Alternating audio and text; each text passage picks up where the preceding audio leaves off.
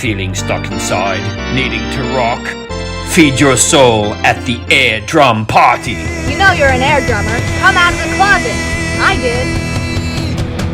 I find myself sitting there and air drumming along to all my favorite records. Totally relates to the air drumming thing. I would make these wonderful drum sets out of magazines and then beat the covers up. Right now, Adventures of Power, the cult movie about air drumming, is teaming up to raise money for musicians in need and to rock your pants off. Music is not about having arms. Music is about having spirit. With a free online watch party where you can chat with the cast, comedians, and celebrity drummers. Who knows who might stop by? Save the world. Feel the rock. Be the power. Come to airdrummer.com. We want to see you rock. You can do it. Do it! Do it! Come on! Do it now! Hello, my name is Ari Gold. I am the director of the air drum movie Adventures of Power, also the Guinness record holder for air drumming. It's true. And I am honored and privileged to have two dueling drummers in different bands who are also working on a secret project together. RJ from Halestorm and Taylor from LYNCH joining me today to talk about drums, life, art, passion, air drums. Welcome, guys. And we're on the air right now, so it's like air drums. Yes, exactly. You've been working on that joke for a long time, right? I've been thinking of it for the past hour, yeah. Taylor's like, wait a minute, I don't want to collaborate with you anymore. Ari Gold, I loved you in Entourage, by the way. Oh, motherfucker. Why Can't believe that they stole your name. Yeah, they stole my name. Well, I know this is a brief story, but yes, the drummer, speaking of drummers, the drummer of my band, the Honey Brothers, was cast in Entourage, and his managers took my name without permission, and I was not paid, and them's the breaks. So now we know what Kramer feels like from Seinfeld, because they totally stole his name, and he didn't get anything, right? Exactly. Remember that? That's the notorious story. Although I think he made some money at that. I'm sure he cashed in on it, so you should do the same thing, you know? I didn't be like the real Ari Gold. Do a real Ari Gold world tour. Yeah. All right, sip it over there. We're talking about drums today. We've got my movie Adventures of Power showing, which Neil Peart was in. One of the sponsors of this event is Modern Drummer, the main sponsor, and Modern Drummer has a wonderful special about Neil Peart. It's the 2020 Modern Drummer Festival. So I hope any of you who are fans of any kind of rock music, but particularly drum fans, please go to peart.airdrummer.com to buy the special on Modern Drummer. The money goes to support research into brain cancer, which is what took this wonderful gentleman and the professor, the greatest drummer that we all knew. So anyway, please check it out. It's 4 hours of amazing drumming and all the people honoring him. Do you guys, so cool, Taylor and RJ, I love to hear a little bit of your Rush connection, either literal or spiritual. I think that's absolutely amazing what you guys are doing, and giving the proceeds to such a great cause. Like, it's something that affects so many people. Like, you know, good for you guys. Thank you for doing that. Well, you have a connection to Neil's toms, right? I can. Okay, so as per request by my producer, Nick Reskulinix, I cannot confirm nor deny that I am playing Neil Peart's toms in the studio right now on our new record. So okay, well, gonna have to keep the mystery alive there. You know? If that weren't happening, that would be amazing, and if it were happening, that would be even more amazing. If they were Neil Peart's toms, let me just say they sound amazing. Yeah, like it truly. If that were the case, it just shows the absolute genius of a musician he is. A lot of people think of drummers as like caveman, you know, and most of us are, granted, especially me and Taylor, but he was an artist. He was a drumming artist. He was a lyricist. He was, he dealt with his own horrible tragedies. Probably one of the biggest tragedies that any person can endure, losing loved ones the way he did. And I've heard just from everybody, and of course our producer Nick, that's doing our new record, also produced the last two I think it was the last two Rush records, and couldn't say the nicest things. Yeah. I couldn't say nicer things about him and about the whole band. They're Canadian gentlemen. Like, well, I mean, Canadians. all Canadians are awesome. You know, every Canadian I met is super awesome. So I never got a chance to meet him, unfortunately, but his legacy is just an incredible artist, an incredible musician, not just a drummer, but musician and lyricist and songwriter, and just person, humanitarian, you know? Yeah. People were, fans were really scared of him in a way. I mean, they're worshiping him, but Intimidating. at Rush shows, you would always see these guys air drumming on the side of the stage. And then when I did a collaboration with him, well, he was in the air drum movie, but then we also did a little promotion for it where he played Tom Sawyer and I played air drums right next to him as my character Power. And like, there were a lot of fans who loved it, but there were a lot of people who were pissed, who were like, how dare you disrespect? And I'm like, right next to him, and you can see close up and you can see him laughing. But somehow people were like, oh, he's a god. He doesn't have a sense of humor. I'm like, no. He has a great sense of humor. No, from what I've heard, he was the most lighthearted, hilariously funny, and just kind soul. So when we lost them, it was a big loss. Yeah. In the music world. Yeah. So Taylor, because you've been the silent, good-looking guy in the corner, I want to. Yes, you. Who were your biggest drum influences? Like, what was the first thing? Even from air drumming, because I know everyone. I mean, Lars Ulrich told me this. Like, a lot of people, like, they air drum before they drum. So you probably air drummed before you drummed. Who did you air drum to? I'm telling you, Peart's definitely one of them. Keith Moon. Yeah. Big Keith Moon fan. What Keith Moon song got you as a little kid going like this? I'll give you a hint. Teenage Wasteland. There you go. Ah! Ding, ding, ding. I have to say I wasn't sure on the fill. Obviously, John Bonham. embarrassed. I'm a huge John Bonham fan. Yeah. Arejay Hale, if you guys know who that guy is. Yeah, I hear he's not as good looking as you, but you know. Oh no! Right, that's a lot, Ari. God. That is right. That is correct. That is correct. That's why. That's why we have Taylor around. You know, he's the looks. Yeah. So. I'm the talent. So air drum so what Bonzo song were you air drumming to when you were 8? Or and Good Times, Bad Times is always my go-to. I just love that. Yeah. Boom, got, like with his, he had a heavy foot, and he had some really interesting hand to foot fills. And guys, I was reading last night. I was reading a blog about like someone who was a Neil Peart fan. Who was like, I'm new to drums and I love Neil Peart, and I am trying to figure out. Other people say that John Bonham is a great drummer. What's the difference? And then someone wrote this very nuanced response about, you know, basically John Bonham having this incredible pocket. His pocket, that's what, you know, the driving force of Led Zeppelin was his pocket. Neil Peart, very intellectual, forceful, but it wasn't so much about like sitting back in the pocket. What's amazing with Bonzo was like he could play really fast, but somehow it sounded super relaxed. Yeah. Especially if you hear a song like Kashmir, where it's just like you're falling backwards when you're listening to it. It's amazing. Yeah, think of it like a clock. You know, there's if the beat is here, the beat is here, and each beat, I mean, each like quarter note is like this. Yeah.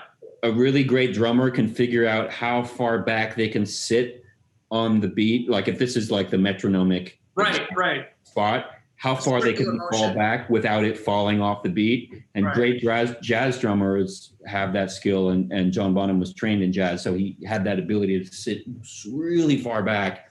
I've heard Jimmy Page say that the secret to Bonham's playing was rushing the kick and pulling back on the snare.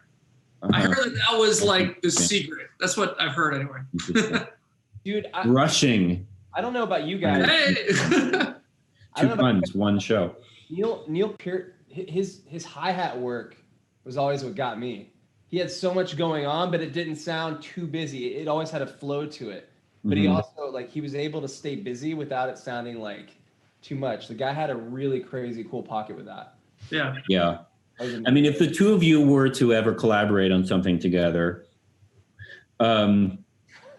How That's would a good idea. Yeah. How would you Maybe divide someday up? we should do that, right, Taylor? I mean, if you guys ever, you're friends, if you were ever to do something together, would you both play drums like a, Grateful Dead, but for the modern era type of thing? Or would you do different instruments?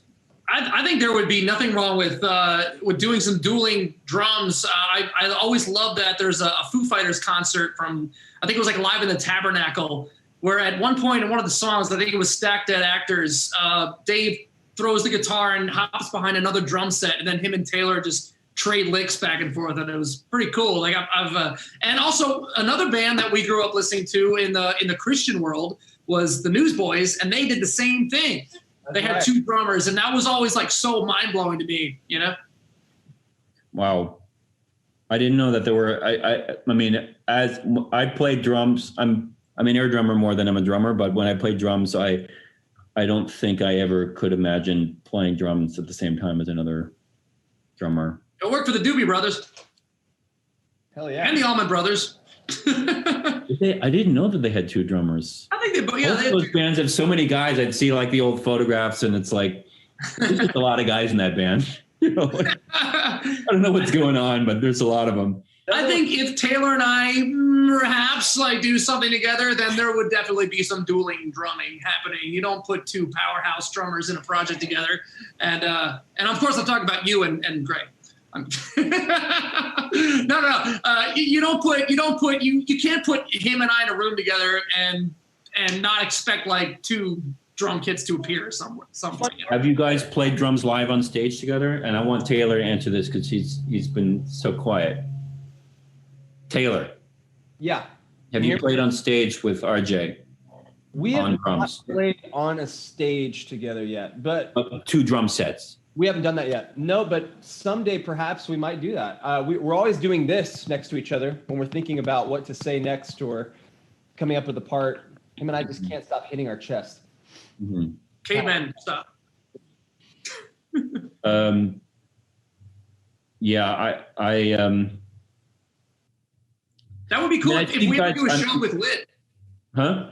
If we ever do a show with Lit and we're on the same bill together, then you could definitely expect to see one of us popping up in the other one's set, Here's a fun fact about Lit. AJ, my singer, he was actually the original drummer for Lit. He was the drummer before Alan. Interesting. So do you feel the heat? Do you feel the heat of him sort of questioning your drum choices from time to time? I don't. AJ's been a pretty cool team player. Come on, give us some dirt. Honestly, I honestly play the parts that are on the record yet. We haven't done like a record together yet. We're working on new stuff right now, but I haven't. Man.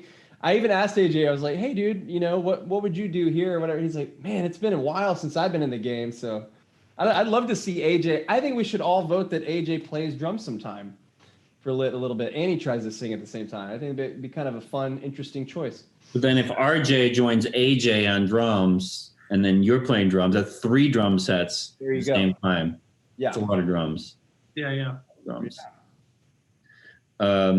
That would be something. This is, Neil Peart, not to bring it always back to him, but he, and in the last decade, he was traveling to other countries, traveling to Africa, and like studying how drummers worked with other drummers. He was always trying to learn more about rhythm, and I would love to be a fly on the wall with him, like playing with some amazing African drummers, and like him just one of a group of people, and them being amazed by him and him being amazed by them. And it was pretty remarkable to see him in his career go from matched grip to traditional grip back to matched grip. I think there was a point in his career where he was studying a lot of jazz, studying a lot of old school Dixieland jazz and stuff like that. And that was when he started getting into the more traditional style of playing, traditional grip and all that.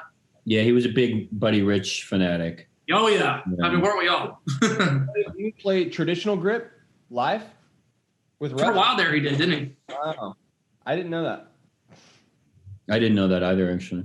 I just remember that from he did I used to watch this promotional video he put out for the album Test for Echo. He did like a thing where it was like a 2-hour documentary, but it was just him talking about musical theories, drumming theories, and things like that, and then breaking down each part that he wrote for that whole album.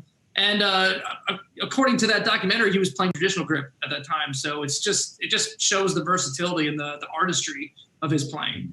Mm-hmm. Yeah, we did. I did an interview with him where we were talking about how the way rhythm. They've shown that people, if kids study rhythm, play drums, play instruments, but particularly if they get into rhythm, they become better at math and science. Yeah. And when we released Adventures of Power the first time, we were raising money to support music education for kids, and he donated drums, and we were able to raise enough money. We had a lot of great donors. I mean, Ringo Starr came in, a lot of great drummers came in, but we raised enough money to open a music school, or to reopen the music school of a public school that had it cut from budget cuts. And like, I remember sent him this video of like all these like, 7-year-olds opening instruments for the first time. They'd been denied it in school when they were 5 and there was nothing there. And then suddenly there's all these instruments getting shipped in, and the music teachers who've been like relegated to like custodial duties, I don't know, but they were still at the school teaching other things. They're coming in, they're all excited. There were drums, trombones, like flutes, everything coming out of these boxes. And the kids are like, it's so exciting. And you can see like everything's getting activated. Wow. And he knew that like that, it's such an important part of like being a well-rounded human, that you connect with rhythm. So I've heard countless psychologists talk about not only just the benefits of mathematics and science through music education, but also just confidence building and can help later in life combat certain mental or social disorders. I think just having that having the creative outlet to channel your emotions and feelings into something and watch it develop and develop that confidence to be able to master something like that and something creative, I think just does wonders for your psyche and does nothing but help in your development in life. Quiet Taylor, I want you to tell me what when you were I'm going to just say 13, you're in 8th grade. Oh yeah. You're in despair. Life is just, maybe you're not getting the love you want. Something's not going right. What was the music that like made you feel like life was worth living, brought you back on track? My dad revealed Led Zeppelin to me, and bands like Pink Floyd and Jethro Tull. That was kind of a really helpful thing to play along with those records when I was little. And then I got into punk rock, stuff like... when you say punk, what do you mean by punk? Because punk means a lot of different things. Punk could be in the MC5. To me, punk was like the Casualties, Rancid, Millencolin, stuff like that. Okay. And I would just like try to play along to it, and my poor parents and I'm sure RJ's parents, who I've met, by the way, the first time I met RJ was with his parents at the Mall of America parking lot. Really? Yeah. Wait, what? Tell the story, Taylor. Give us a little context here. The first time we met, or the stuff I used to play along to? Well, no, I want to hear like how you meet his parents. The first time you meet him, you also meet his parents in the parking lot. What's going on? Yeah. No, it was great. I used to play for a band called Pillar. I don't know if you guys have ever heard of those guys or not, but it was a band back in the day. We had a deal with Sony, and we were out in the kind of the active rock circuit. Was it 2008 and 9, or was it 2009 when we met, RJ? 2009, yeah. 2009. So we were in the Mall of America parking lot. It was a day off, and we looked out of our bus window and we're like, oh, that's an RV that kind of looks like a band. It might be a band. And so me being my outgoing, self, nice to meet you, strangers. I knocked on their RV, and they're like, yeah, I think was it you that answered? I think it was me that answered. Yeah. Cause I remember we parked up and we're like, oh, we're next to a tour bus. Cause like, this was like, we just released our first record. We were touring in a camper van in an RV. We called it Storm and Norman. And we love Storm and Norman, but it was a piece of crap. And this bus pulls up next to us. We're like, oh, big time band. And then maybe 5 minutes later, we get a knock on the door, and it's like, hey, but in all fairness, he did, the first thing he said was like, Hey, do you guys have any beer? Yeah, it was 10 a.m. So I was just curious if they had any beer. We didn't have any beer. But It's like, pardon me, do you have any Grey Poupon? That's like the modern version of it. And so we ended up hanging out and riding the Rugrats ride together in the Mall of America. Yeah. The Rugrats ride. And God. then you, me, and Lizzie and your parents and your dad was chugging Monster energy drinks like they were going out of style. That's all I remember. So my dad was, so in the early days of Halestorm, my parents used to tour with us. My mom was our tour manager, and my dad was driving the RV back in the early days because that's all we could afford. So yeah, Taylor literally met me and my parents at the same time. So we got past that whole like getting to know the parents awkward phase. You know, we just jumped right in. It was great. His mom, like the first thing she said to me, "Do you need another beer, honey?" Beth, she's so sweet. And we just got off a tour with Shinedown, and they were going home, but we were staying out to do more headline shows. So they gave us all their overstock for the riders. So we just had like huge Tupperware bins full of beer and booze, and we're like a broke ass like opener band. Like we're lucky to get maybe a 12-pack of beer and a case of water every day, and our trailer is floor to ceiling stock. So he's like, "You got any beer?" I think at the time, Pillar, like they had to drive us. Like everyone was trying to be sober. So you were just like, "You got any beer?" We were like, "Do we have beer? Come on in!" So it was a fun night with you guys the whole night. It was a blast. And we've been super tight ever since. It's crazy. And I remember thinking, I was like, dude, I really hope these guys do something huge because of how badass you were as people. And next thing I know, like a year, 2 years later, Halestorm, and I was like, yes. Yep. It was like right before our first single came out, and a couple months after that, we started doing a lot more headline tours, and that was kind of the cusp of our career. So yeah, that was a cool time, and here we are, 11 years later, still thick as thieves, still dating. But yeah, Ari, going back to my parents. I used to annoy the living hell out of them all day trying to play punk music when I wasn't able to. It probably sounded like this. And like my dad, but they were so cool about it. I don't know, RJ, your parents are probably super cool about it too, right? Like, yeah. But I mean, your dad actually is a very successful Grammy Award-winning artist. So I think you probably... my parents were just glad that I was, not doing drugs or in jail. So there you go. Yeah, exactly. Until I did drugs, I went to jail. But that's beside the point. What drugs? Aspirin. Yeah. Tylenol. Chipotle. Yeah. Now that we're in our 30s, that's like that's our existence now. It's like health supplements and ibuprofen. That's what makes the world go around. Yeah. Medicinal mushrooms from Fungi Perfecti. Hey, can you hook us up? Yeah. We should have done some before this. It would have been real interesting. Oh my God. No. So technically, we're going to wrap up in about 5 minutes, unless you guys want to keep chatting, and then we're going to turn on Adventures of Power, the movie. Those of you who are watching and want to see the movie and don't have time right now, you can get it on Amazon Prime. It's called Adventures of Power. Neil Peart is in it. It's all about music, and it's a comedy about an air drummer who saves the world. And Neil Peart is in it, and there's a lot of great rock music in it. And is there anything you guys want to say about the possibility of a collaboration in the future between the two of you? No. It's possible, and it just happens.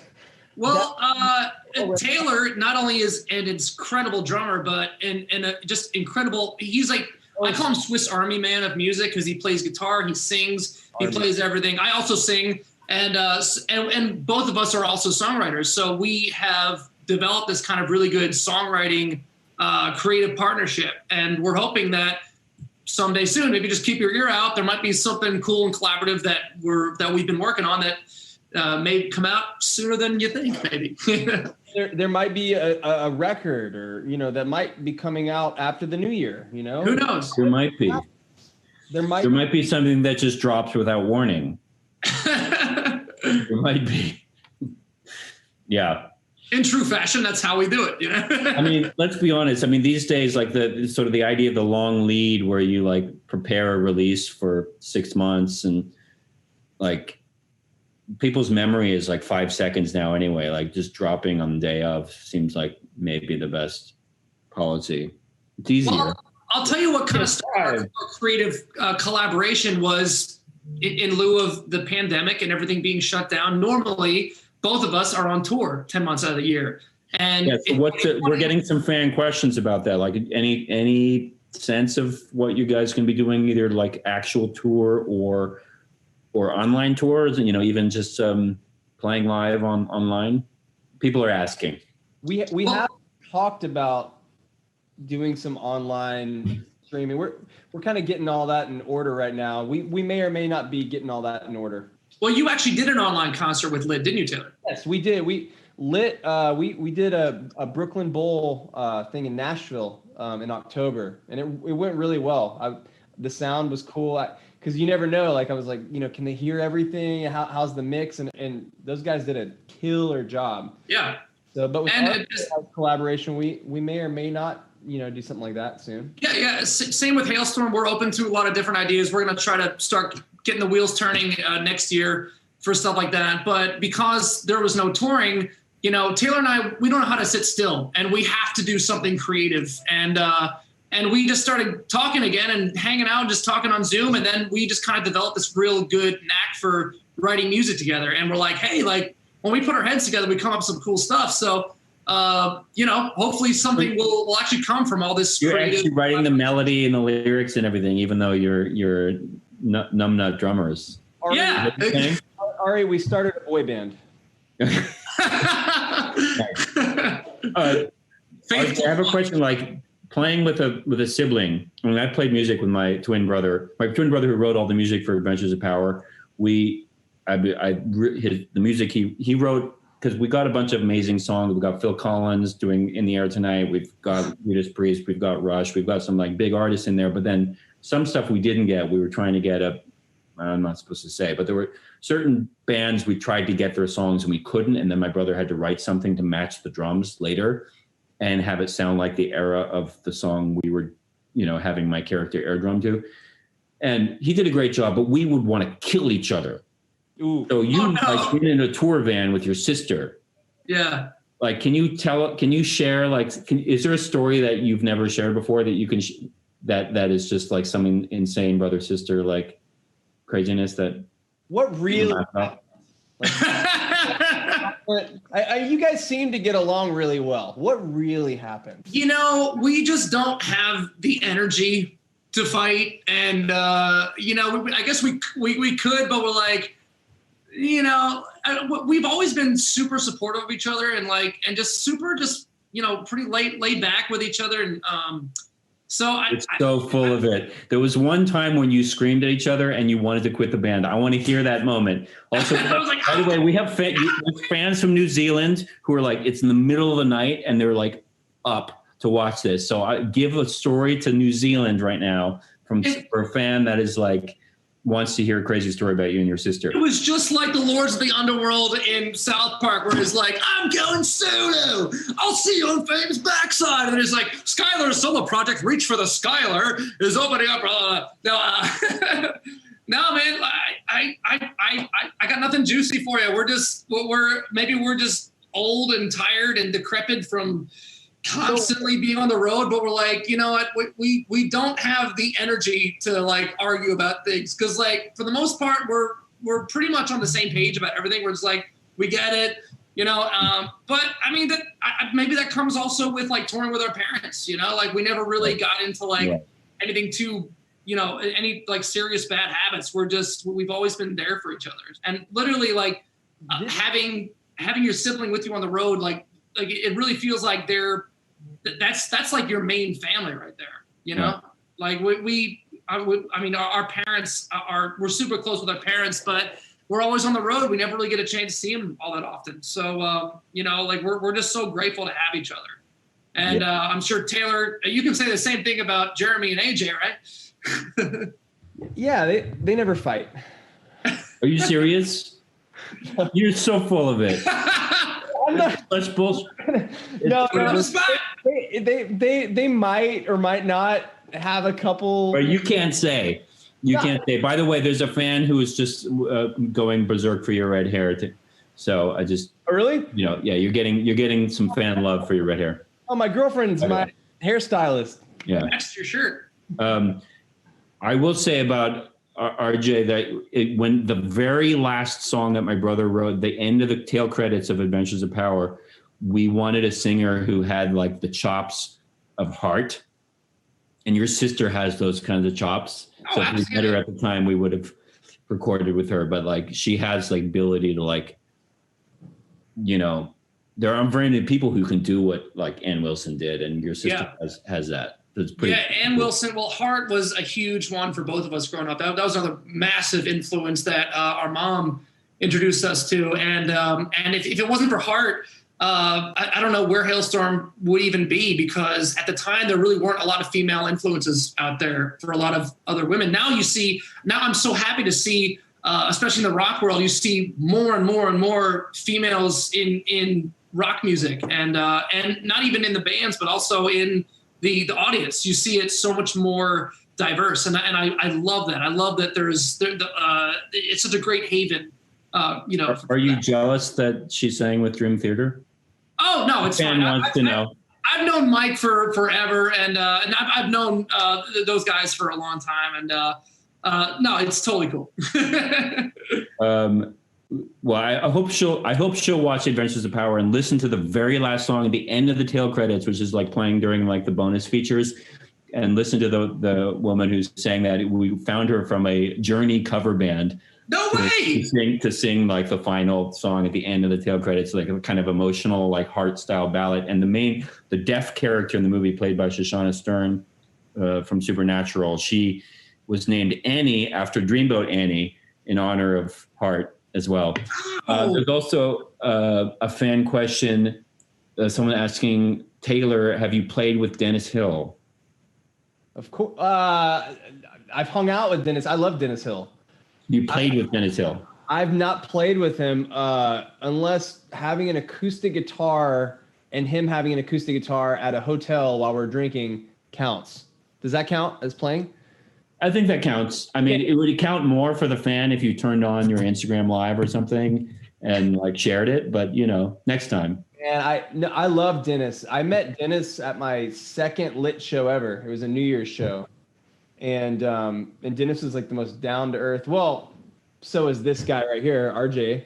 I mean, he's one to talk. I mean, this guy's a badass. But no, Dennis. Oh my God! When he turns around, he looks like a Karen. With that haircut, like when you turn around with that Christmas sweater, I'm like, oh my God, you're going to start yelling at someone for wearing a mask. This is what happens when you go to your girlfriend's house of hair. Like my girlfriend literally cuts my hair because I don't go to the barbershop. So I got her. Where did you get your hair bleached? What's that? Where did you get your hair bleached? Oh yes, I got a hair from Lit's front of house guy. That's right. Yeah, Jay Stolo and his wife. And his wife, dude. Yes, that's right. His wife. On engineers, mixers, like they literally bleached this in the sink of the bathroom in the studio because the day after that we did a photo shoot with Kevin from Lit, who took photos of us, and he is also an incredible photographer.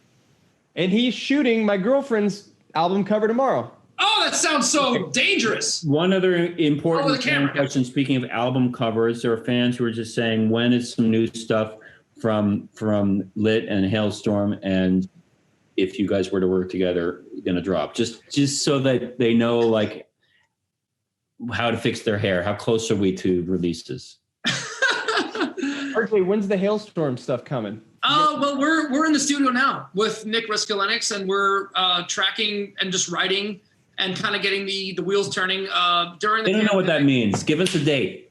I maybe, hopefully at some point next year, maybe next fall at the latest, but don't quote me on that. I don't know. Okay. You know how these things happen. Okay. You never know. We're like we're really in the infant stages of writing and tracking and recording and just kind of like getting songs together. So during the whole pandemic, we purposely like did not get together. We stayed very safe, very separated. And now we're kind of just like in a very small, like we're doing it like one person at a time and doing it very safe, luckily he's got a big studio. We can keep our distance and just like hang out with each other and just wave to each other from long distances. But we're able to drums in a hazmat suit. Yes. You can probably find some video of that online somewhere. Super sweaty.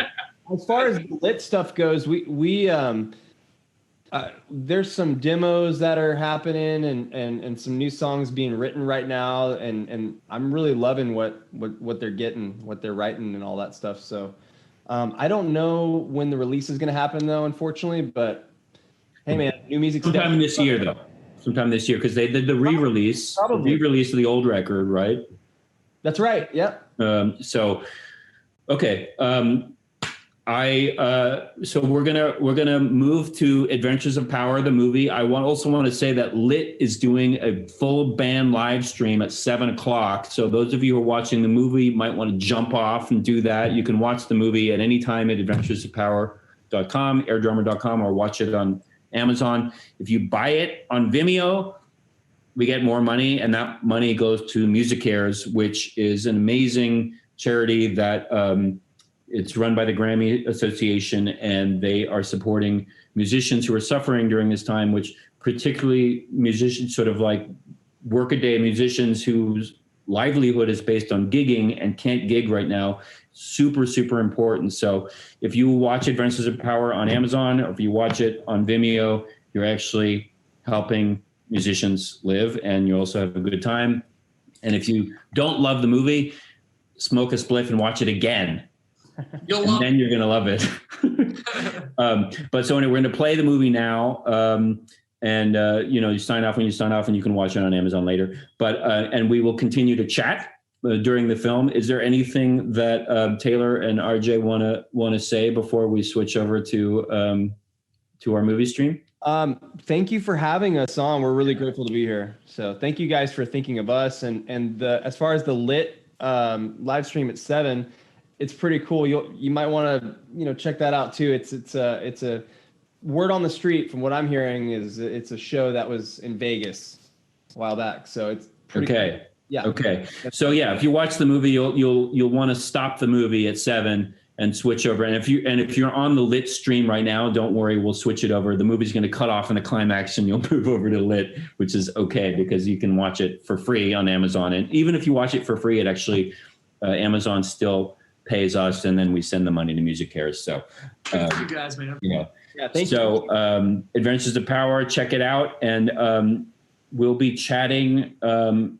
You can still chat with us on whatever channels you're on, and we'll figure out how to keep chatting back to you as much as we can.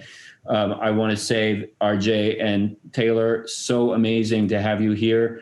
And I also want to give a shout out to Archie's Ice Cream Truck that introduced us. As far as I remember, I think it was Archie's Ice Cream, the most amazing guy named Shant, who has been at every great rock show in history with his truck, and inside is signed by everyone from Led Zeppelin to Lit and Halestorm inside that truck, and the best ice cream.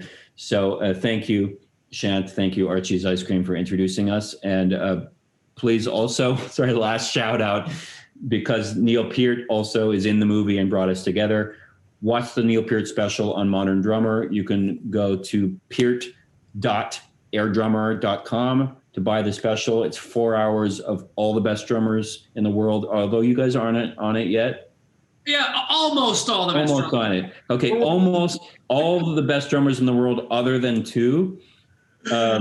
If you go to, again, it's peart.airdrummer.com and buy the special 4 hours of amazing, amazing, amazing stuff about drumming and life and about Neil Peart and everything. So thank you all, and enjoy the show. This is a beautiful movie that comes from the heart about the way air drumming and really about rhythm and drumming can change the world. And it's funny too, so enjoy. Yeah.